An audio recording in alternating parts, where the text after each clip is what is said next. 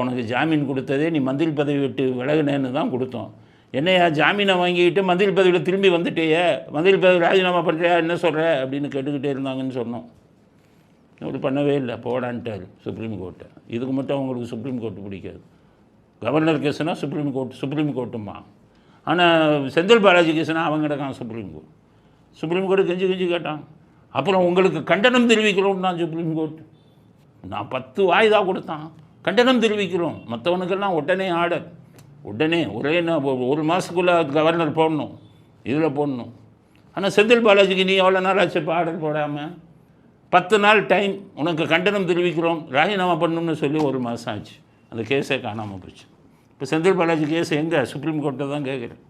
நீங்கள் 10 நாள் டைம் கொடுத்தீங்களே, என்னாச்சு? 10 நாள் நீங்கள் கண்டனம் தெரிவிச்சிங்களே, என்னாச்சு? செந்தில் பாலாஜி ஃபுல்லாக மந்திரியாக சுற்றிக்கிட்டு இருக்காரு. அப்போ நாடா இல்லை காடா? இது இந்த நாட்டில் சட்டம்ங்கிறது அரசியல்வாதிக்கு இல்லையா?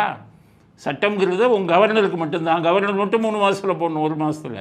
நீங்கள் அரசியல்வாதிக்கு ஆர்டரே போட மாட்டீங்க. ஜாமீனை வாங்கிக்கிட்டு மந்திரி ஆகுறான். அப்போ அரசாங்க சாட்சிகளை கலைப்பானா இல்லையா? ஆதாரங்களை அளிப்பார்களா இல்லையா? இது சாதாரண மனிதனுக்கு சொல்லக்கூடிய இந்த சட்டம் ஏன் ஒரு அரசியல்வாதிக்கும், ஏன் ஒரு மந்திரிக்கும் நீங்கள் பண்ணுறதில்ல? அப்போ சுப்ரீம் கோர்ட் தூங்குகிறதா செந்தில் பாலாஜி விஷயத்தில்?